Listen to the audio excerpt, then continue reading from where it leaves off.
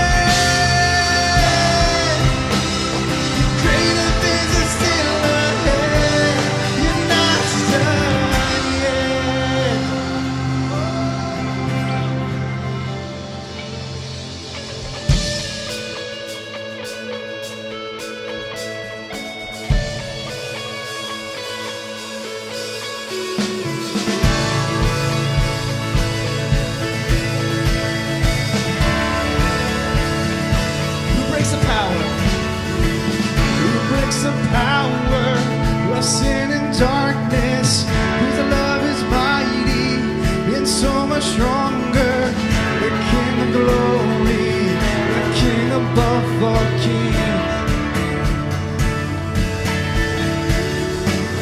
He shakes the whole earth with holy thunder. He leaves us breathless in awe and wonder. The King of glory, the King above all kings. This is amazing grace. This is unfailing love. That you would take my place. That you would bear my cross. You laid down your life. That I would be set free. Oh, Jesus, I sing for all that you've done for me.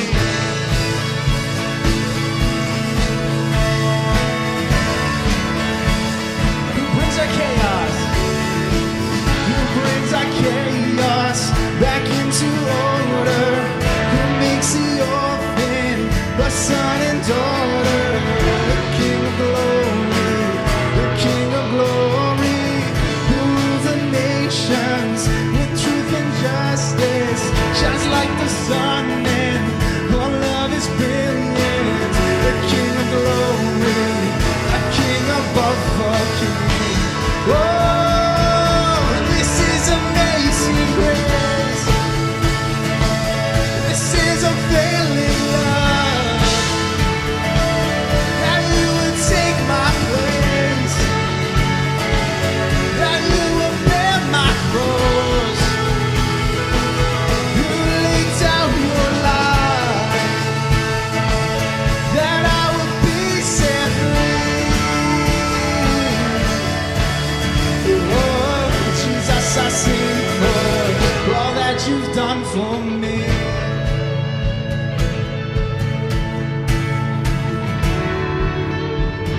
So worthy is the Lamb.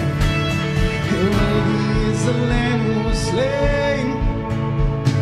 Worthy is the King who conquered the grave. Worthy is the Lamb who was slain. Worthy is the King who conquered the grave. Worthy is the Lamb who was slain. Worthy is the King who conquered the grave. Worthy is the Lamb who was slain. Worthy, worthy,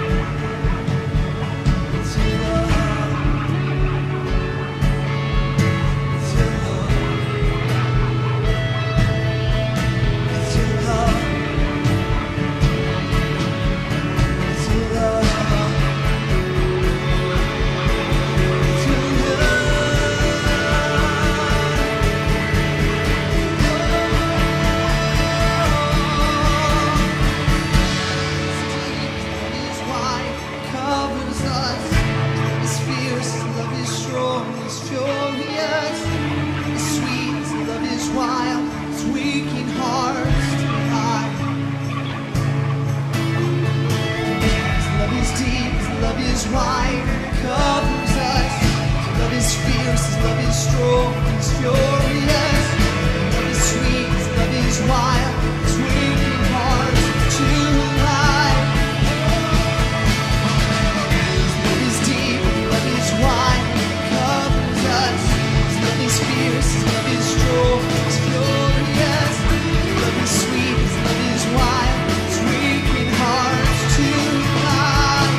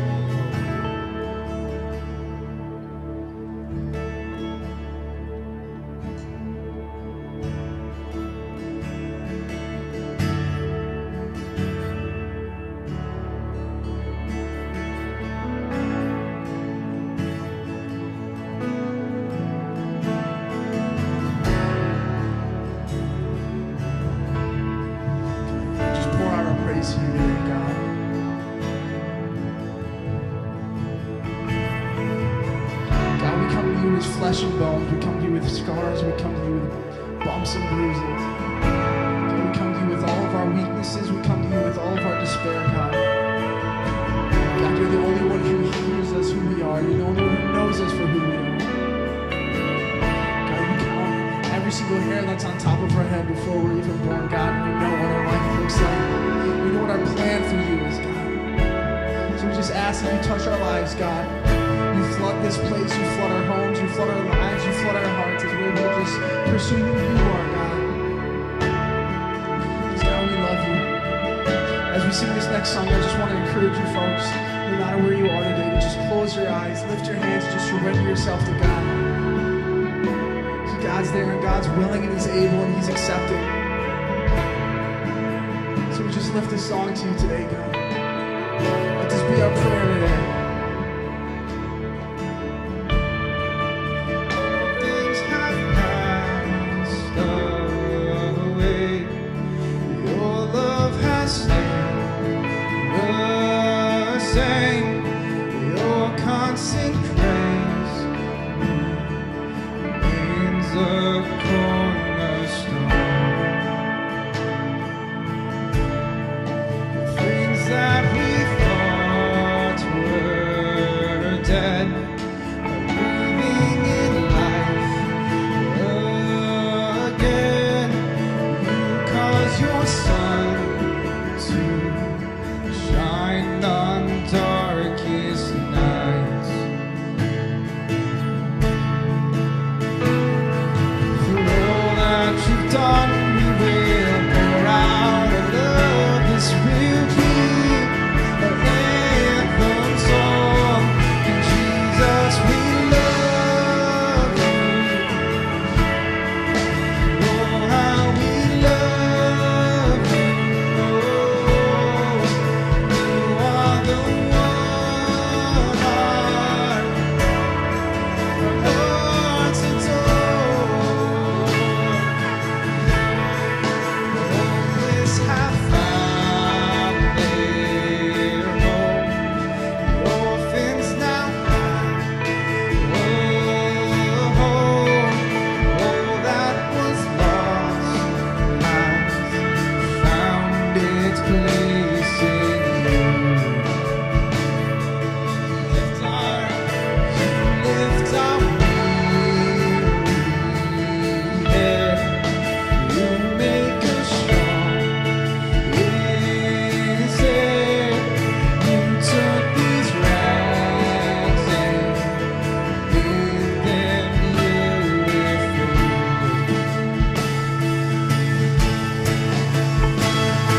For all that you've done, we will pour out our love. This will be our anthem song. Jesus, we love you. Oh, how we love you. Oh, you are the one our hearts adore. So we love you. Jesus, we love you. Oh, how we love you. Oh, you're the one. You are the one our hearts adore. Our hearts adore.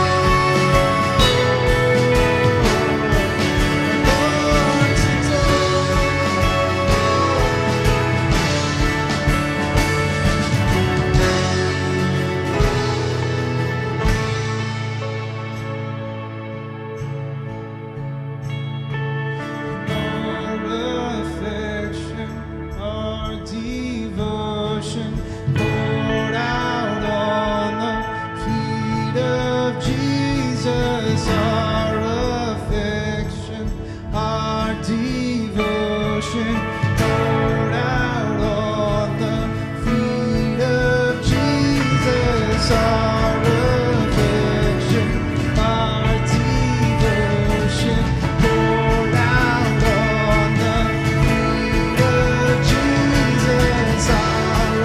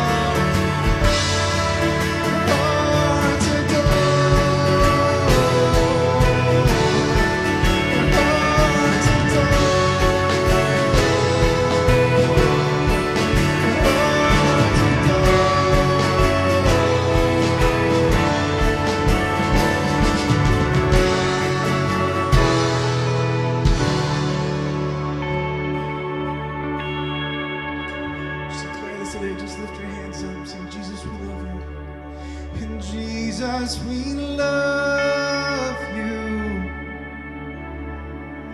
Oh, how we love you. You are the one our hearts adore.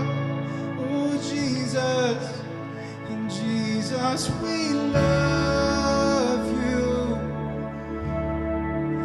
Oh, how we love you, oh God. You are the one our hearts adore. God, we worship you today and we praise you today, God. God, just let this be our prayer today. Let this just be just thanks to you, God, because God, we love you. God, we praise you, and God, we worship you. Because you're worthy of all praise. You're worthy of everything that we give to you, God. God, we live our life and we go through every little trial. We go through every little bump, but we know we're able to look up to you and we're able to cry to you, God. Say, God, we need you in this time. We need you in this moment. There are people who are hurt. There are people who are sick, God. We've been talking about praying bold, so we pray boldly, God, that you come and you flood our life. You come and you heal the sick. You come and you save the people who need saving, God. Because, God, we love you. We look up to you because, God, you are our Father. And we just praise you today. And we love you with everything that you are, God. So we ask that you flood this place. You flood our lives. You flood our hearts. You flood our minds. So we're able to just declare who you are and live our life the best we possibly can for you, God. We just thank you for everything you're doing in our lives. We thank you so much for everything you're doing in the community and in the world, God. With a whole lot of hurt and a whole lot of sick, there's a whole lot of love that you're giving us, God. So we just praise you and we thank you, God. We worship your name. Amen.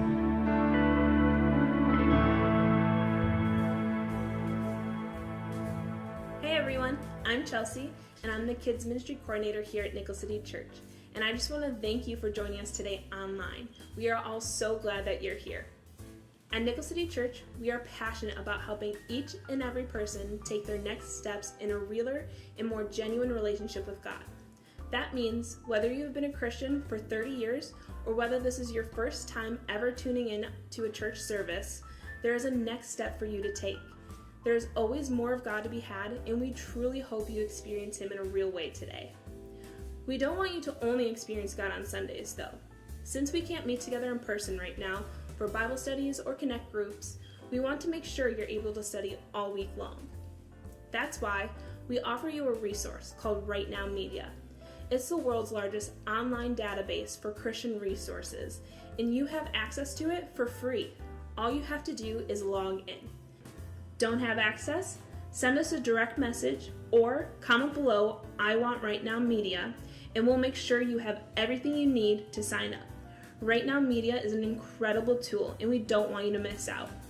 We also don't want you to miss out on our weekly emails. Are you subscribed to our Nickel City Church email list? If not, let us know. Comment below, sign me up, and we'll reach out to you for your information. We promise we won't do anything sketchy with it, and we won't spam your inboxes. We just want to stay connected, send you exclusive content, and keep you up to date in all the amazing things happening at Nickel City Church. For those of you who give financially, thank you so much for being invested in what's happening at Nickel City Church. Remember, there are 3 easy ways to do this. You can give electronically by visiting us anytime at nickelcitychurch.com or downloading the Nickel City Church app and just clicking on the Giving tab. You can also give by texting the dollar amount you want to give to the number 84321. It's safe, secure, and super easy. If you have any questions or comments, feel free to email us at any time at info@nickelcitychurch.com. We truly love to hear from you. That's all from me this week, guys. Have a happy Sunday, and here's the message.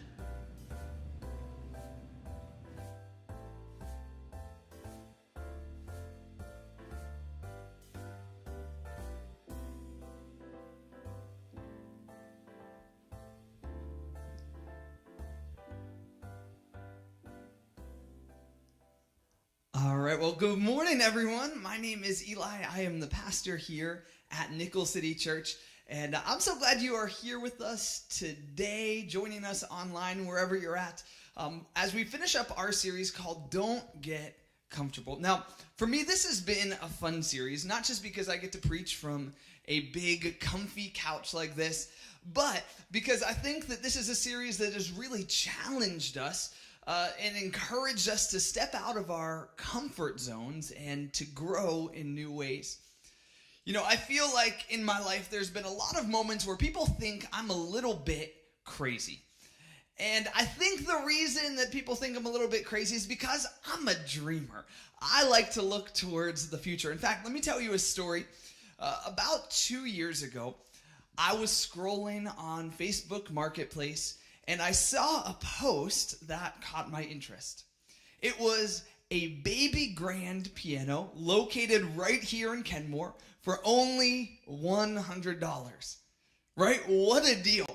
The problem was we didn't really have any way to get it. We also didn't have any space in it. At the time, we were living in a small 2-bedroom apartment with 2 kids and another one on the way.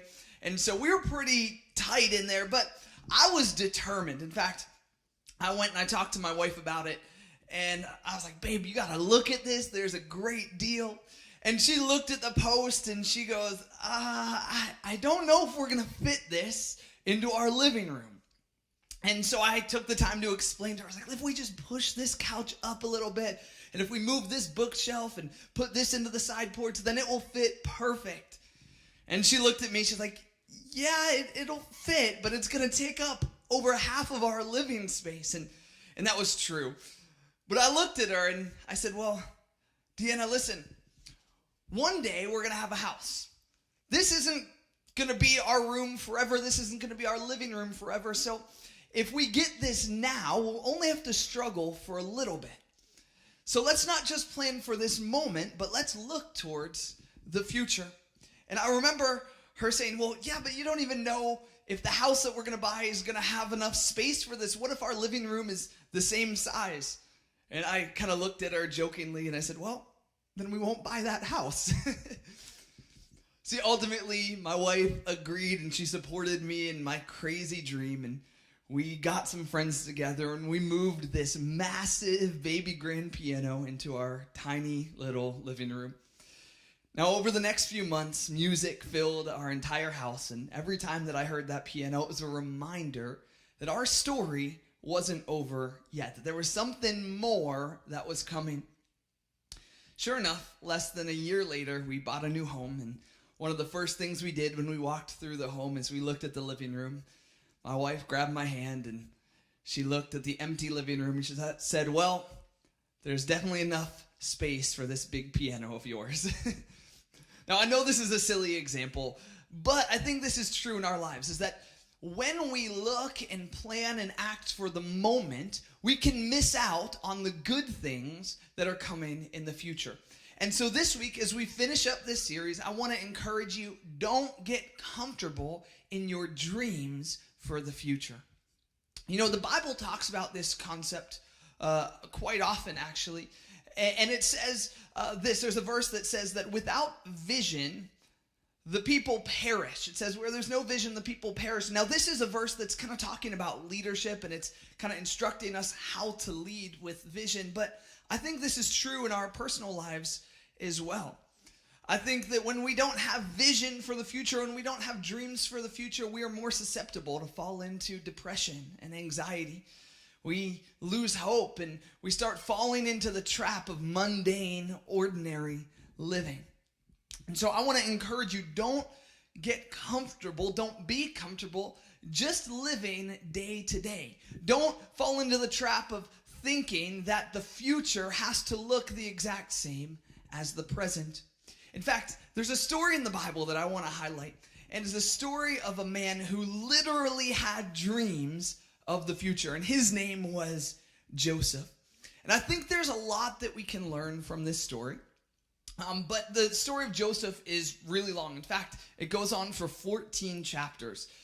So we're just going to go through the highlights, but I do want to encourage you to read through the whole story of Joseph. There's a lot of great things you can learn from this story. And so let's go ahead and jump in right here. It says this, that when Joseph was 17 years old, he often tended his father's flocks.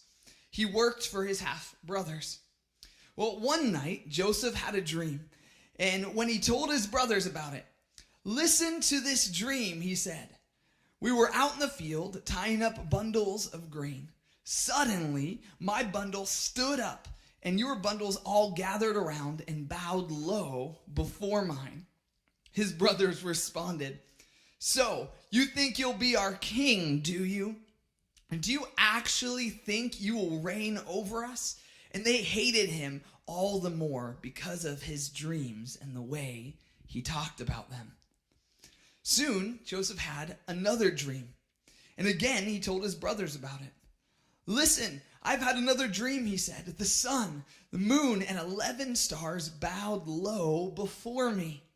This time he told the dream to his father as well as to his brothers. But his father scolded him. "What kind of dream is that?" he asked. "Will your mother and I and your brothers actually come and bow to the ground before you?" But while his brothers were jealous of Joseph, his father wondered what the dreams meant. Now, I think there's a lot that we can learn from Joseph's story, even up to this point, just with the little bit that we read. And the first thing is this, is that Joseph listened to God's voice. See, Joseph had a dream of the future, and in Joseph's case, they were literally dreams that were given to him from God. And so Joseph heard this from God, and he hung on to this dream, he hung on to these words, and he trusted that it was from God, even when everyone else around him doubted him and made fun of him for it.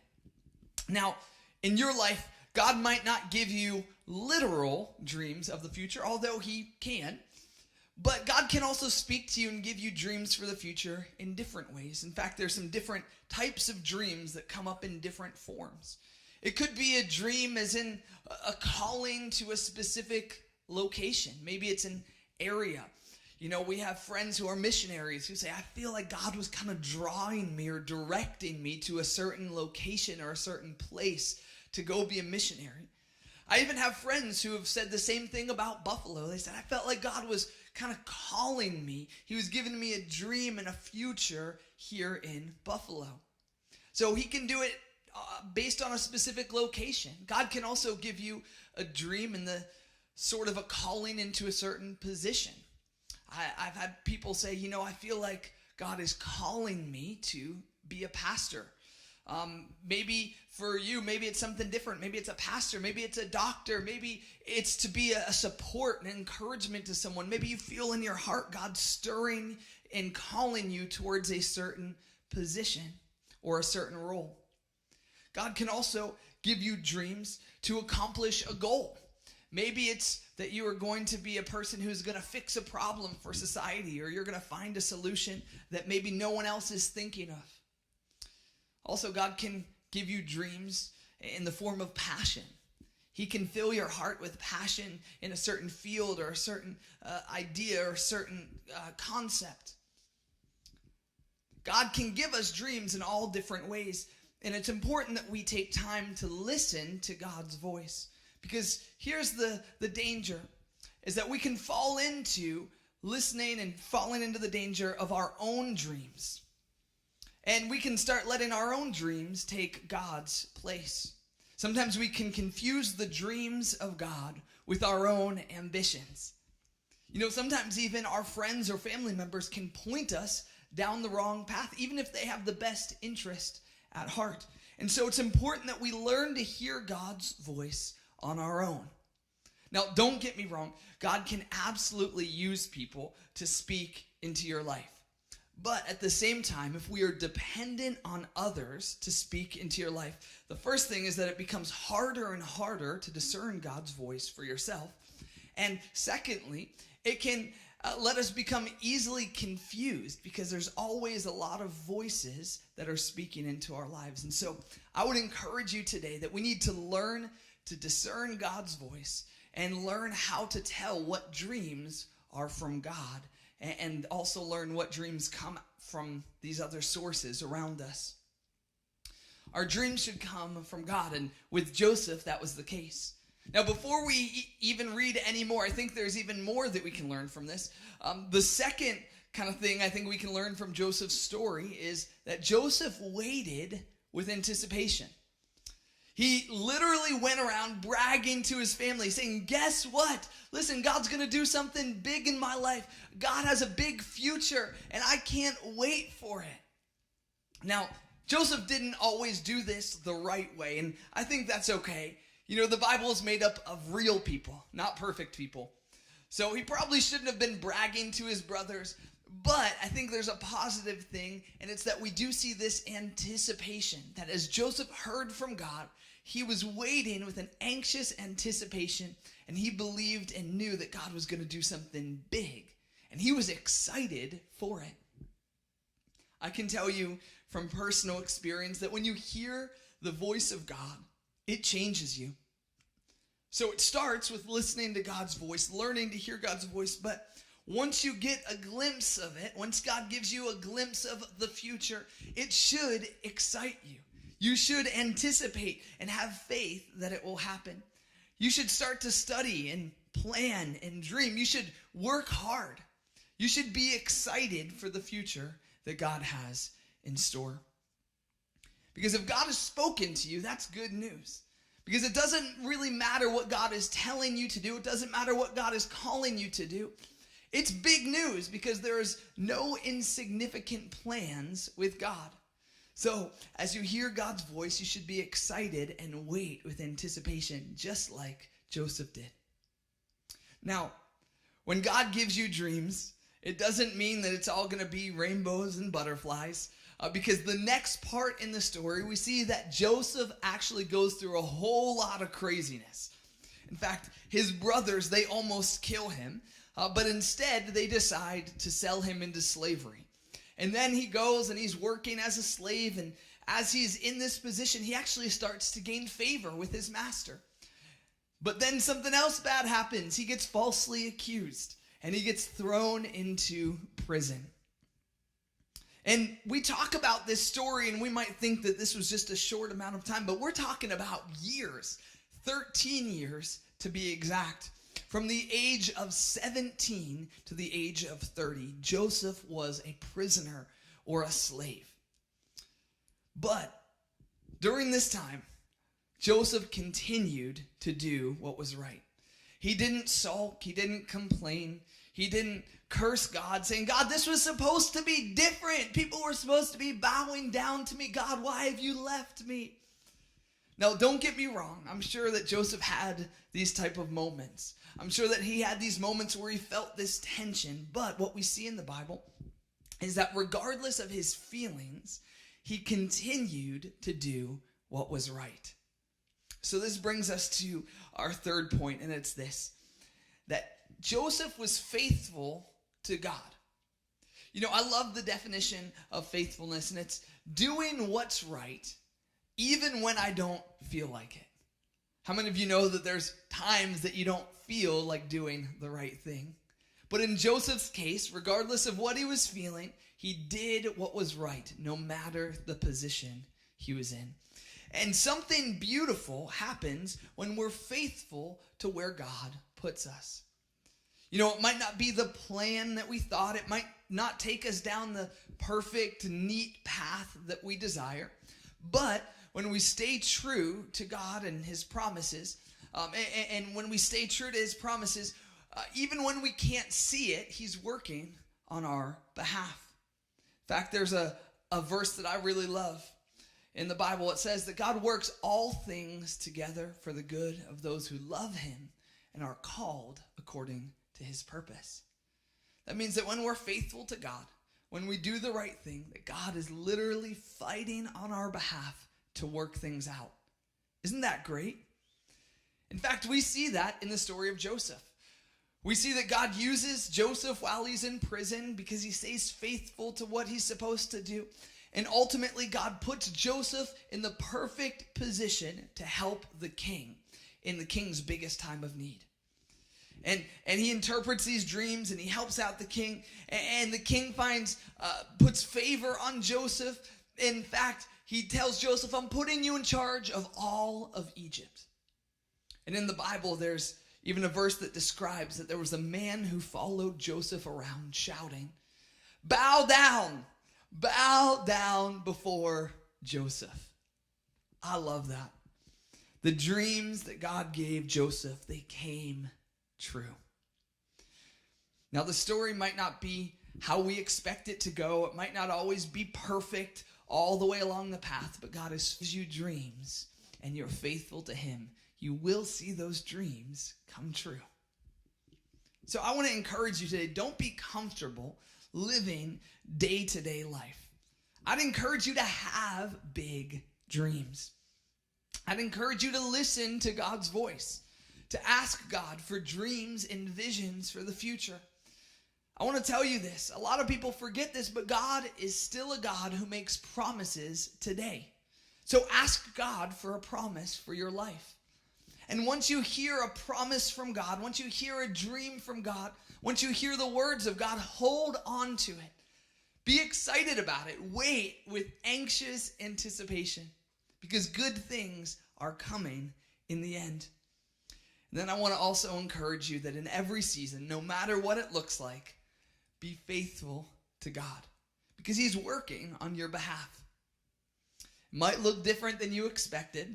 It might take 13 years of misery, but ultimately, in the end, God is faithful to his promises.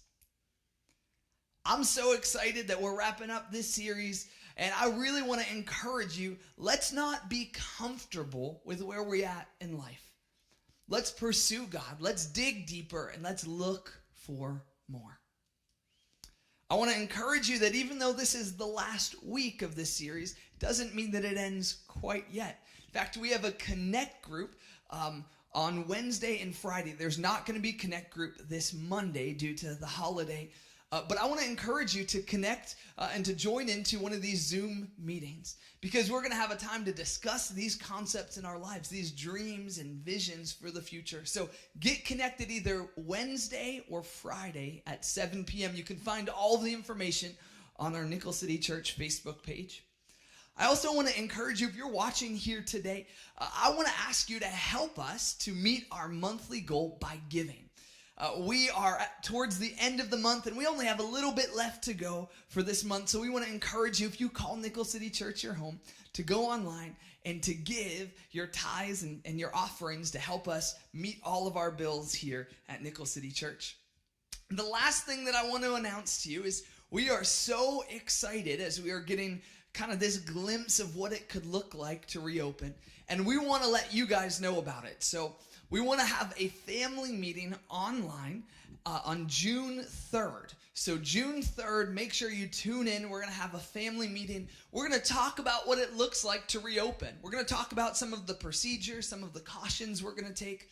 And I really want you guys to be there, because we can't do this alone. This isn't up to the church to just do this. It's up to each and every one of us. So I want to encourage you, join in the family meeting so that we can be prepared and so that we can work together to come back home to our church building.